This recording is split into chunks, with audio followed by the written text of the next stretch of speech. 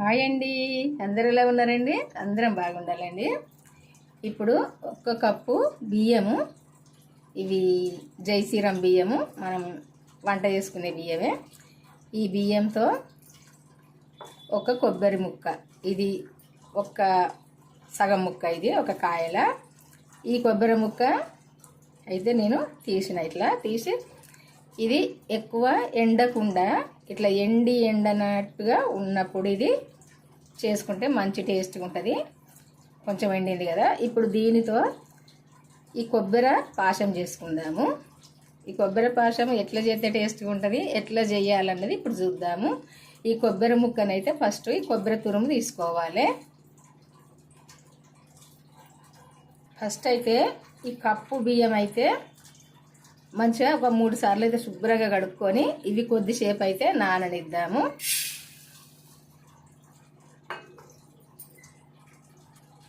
ఈ బియ్యం అయితే శుభ్రంగా కడుక్కొని ఇవి కొద్దిసేపు నాననిద్దాము.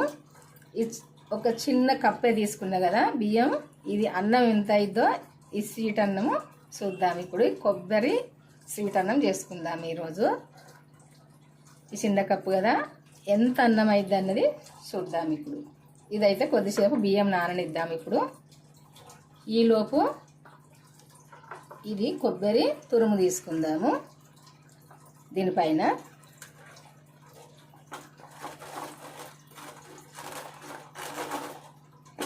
ఇది తీసుకునే లోపు బియ్యం నానతాయి.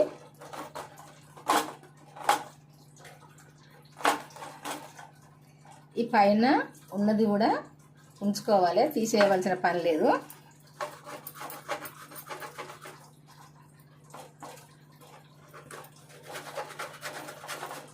ఇట్లనైతే తీసుకోవాలి. తీసినాక చూపిస్తాను మీకు, ఎందుకంటే టైం ఎక్కువ పడుతుంది.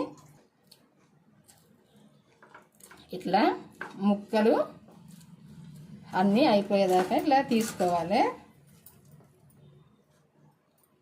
చిన్న చిన్న ముక్కలు అయితే ఇట్లా లాస్ట్కి ఉంటాయి. ఇవన్నీ తీసుకొని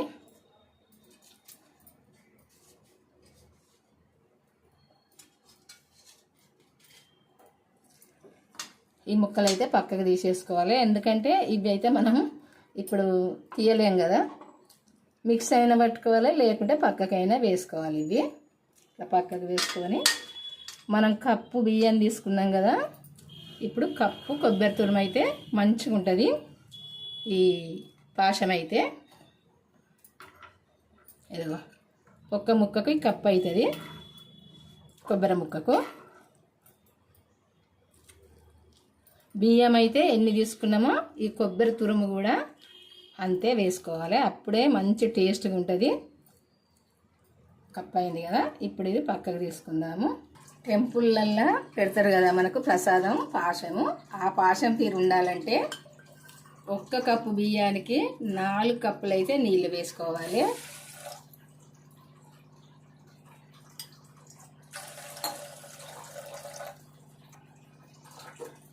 రెండు కప్పులు వేసుకున్నాం కదా, 3 కప్పులు, 4 కప్పుల నీళ్ళు అయితే వేసుకోవాలి. అప్పుడే అన్నం మంచిగా సిమిడినట్టు మంచిగా అవుతుంది ఈ పాశము. ఇప్పుడైతే స్టవ్ వెలిగించుకొని ఈ అన్నం అయితే కొంచెం స్టవ్ సిమ్లో పెట్టుకొని చేసుకోవాలి. ఎక్కువ పెడితే ఈ తొందరగా నీళ్ళు అయిపోతాయి, అన్నం అయితే మెత్తగా కాదు, మంచిగా సిమిడినట్టు. అందుకే కొంచెం సిమ్లో పెట్టుకొని ఈ అన్నం అయితే కానియాలి. మూత పెట్టి అన్నం అయితే కానిద్దాము. ఇప్పుడు కప్పు బియ్యానికి 4 కప్పుల నీళ్ళు వేసుకున్నాం కదా, అన్నం అంతా ఇట్లా మెత్తగా ఇట్లా దగ్గరకు ఉడకాలి. ఇట్లా దగ్గరకు ఉడికినాక ఇప్పుడు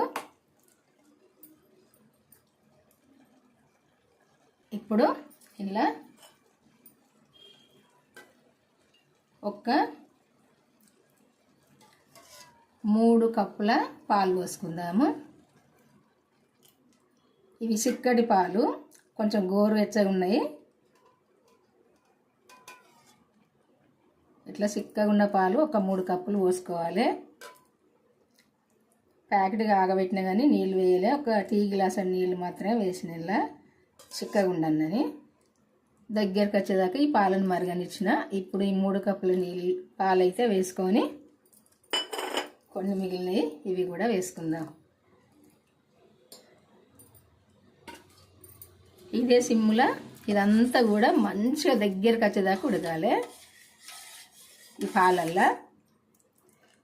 మా అమ్మ అయితే ఇది సవితి పండుగకు వండేది ఈ అన్నం అయితే. మేమైతే పొద్దుననైతే అండపోవు, సాయంత్రం టైంలో వండేది ఇది.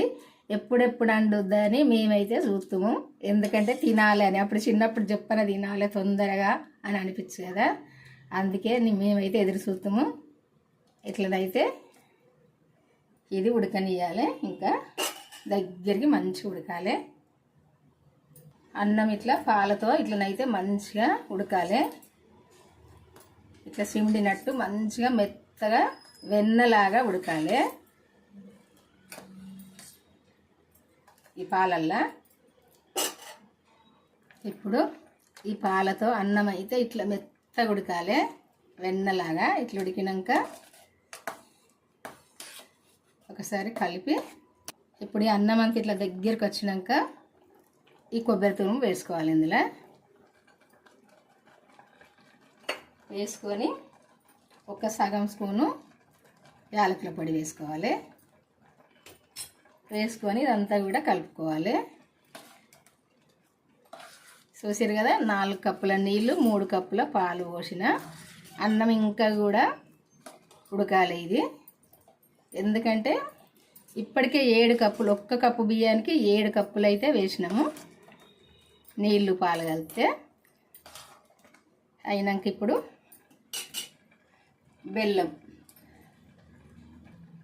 బెల్లం అయితే వేసుకుందాం. ఇప్పుడు అన్నం అంతా దగ్గరకు వచ్చినాక బెల్లం వేసుకోవాలి. ఇప్పుడు ఒక 2 కప్పులన్నర బెల్లం అయితే వేసుకోవాలి. ఈ బెల్లం కొంచెం నల్లగా ఉంది, ఏమనుకోకుండ్రి, ఎందుకంటే ఇది ఆన్లైన్లో ఈ ప్యాకెట్ పెడితే కొద్దిగా నల్లగా వచ్చింది. ఇదిగో 2 కప్పులన్నర బెల్లం. కప్పు బియ్యానికి కప్పు కొబ్బరి తురుముకు 2 కప్పులన్నర బెల్లము, 7 కప్పులు నీళ్ళున్న పాలు. ఇట్లా చేసుకుంటే ఎంత టేస్ట్గా ఉంటుందో ఇది. ఇప్పుడు తింటా అంటే ఇంకా కొంచెం ఉంటే బాగుండు అన్నట్టుగా అనిపిస్తుంది, అంత టేస్ట్గా ఉంటుంది తింటా అంటే. వెన్నలాగా ఇదంతా కూడా ఇంకా ఉడకాలి, దగ్గరికి రావాలి. ఈ బెల్లం అంతా మంచిగా కరిగి మంచిగా దగ్గరికి రావాలి. ఇప్పుడు మాత్రం ఊకే కలుపుకుంటూ ఉండాలి, ఎందుకంటే అడగంటుకుంటుంది. ఇదంతా కూడా దగ్గరికి రావాలి కదా, దగ్గరికి రావాలంటే కలుపుకుంటూనే ఉండాలి. స్టవ్ సిమ్లో పెట్టుకొని కలుపుకుంటూ ఉండాలి. ఇట్లా కొద్దిసేపు ఉడికినాక కలపాలి, కొద్దిసేపు ఉడికినాక కలపాలి. ఇట్లా దగ్గరికి వచ్చిన కొద్దీ కలుపుకుంటూనే ఉండాలి. ఇట్లా కలుపుకుంటుంటే ఇంకా ఈ నీరు లేకుండా మంచిగా ఉడుకుతుంది, దగ్గరికి వస్తుంది. చూసారు కదా ఎంత బాగుందో. టెంపుల్లో పెడతారు కదా ప్రసాదము, ఇట్లా వండితేనే అంత టేస్ట్గా ఉంటుంది. టెంపుల్లో పెట్టే ప్రసాదం తీరు. ఇంత వాళ్ళు పెట్టింది ఇంత మెత్తగా ఎట్లా అయిద్దని మనం అనుకుంటాం కదా. మనము ఇట్లా 1 కప్పుకు 7-8 కప్పుల నీళ్ళు వేసుకొని చేసుకున్నప్పుడు, నీళ్ళైనా పాలైనా చేసినప్పుడే ఇంత మెత్తగా వెన్నలాగా తయారైంది ఇది. ఇప్పుడు ఇది ఇంకా స్టవ్ ఆపేద్దాము. ఆపేస్తే ఇది దగ్గరికి వస్తుంది.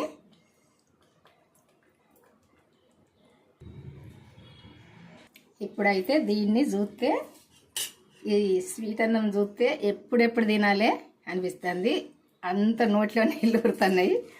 ఎందుకంటే ఎవరికైనా స్వీట్ చూస్తే నోట్లో నీళ్ళు ఊరుతాయి కదా.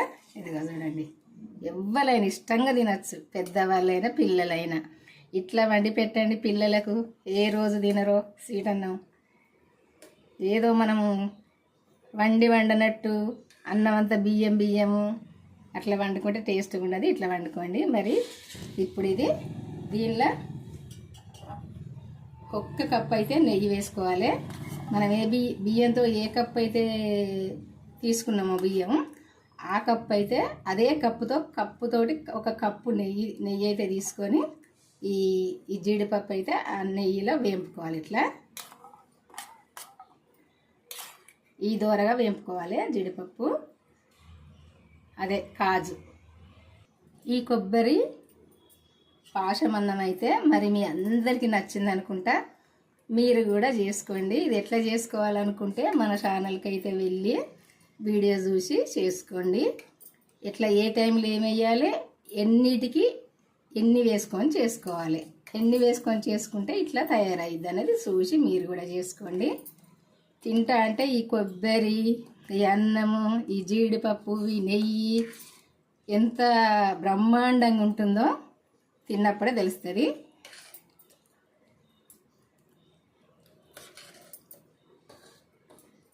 మీరు వండుకోండి, మీకు తెలిసిన వాళ్ళకి షేర్ చేయండి. మన ఛానల్కి అయితే వెళ్ళి వీడియో చూసి వండుకొని అందరికి పెట్టుకోరు, ఇంట్లో ఇష్టంగా తింటారు. కనీసానికి ఈరోజు చేస్తే ఇంకో రోజు కూడా కావాలి చెయ్యవని అంటారు. పిల్లలైనా పెద్దవాళ్ళైనా ఇట్లా కలపాలి. చూడండి, గిన్నెకి అసలు అంటుకోకుండా కలుపుకోవాలి. ఇట్లా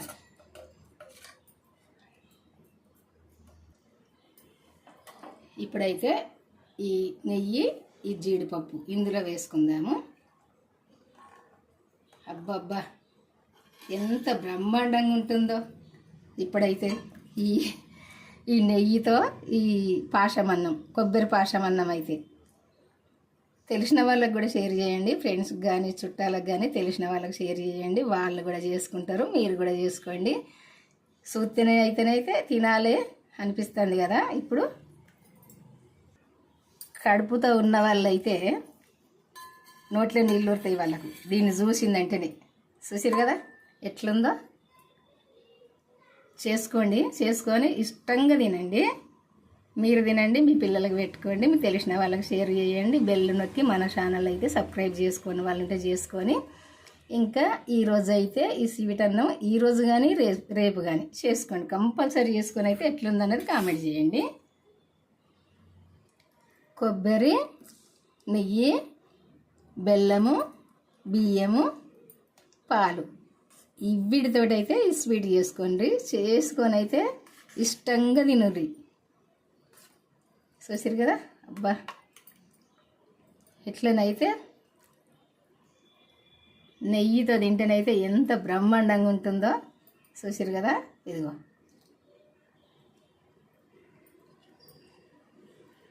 ఇంత నెయ్యి అని మీరు అనుకుంటారు, కానీ మనం తినేసరికి కలుపుకొని ఉండదు. ఎందుకంటే ఈ నెయ్యితో తింటే బ్రహ్మాండంగా ఉంటుంది, స్వర్గం కనపడుతుంది. చేసుకోండి. బాయ్ అండి, ఉంటానండి. చేసుకున్నాక కామెంట్ చేయండి ఎట్లుందన్నది. ఉంటా మరి.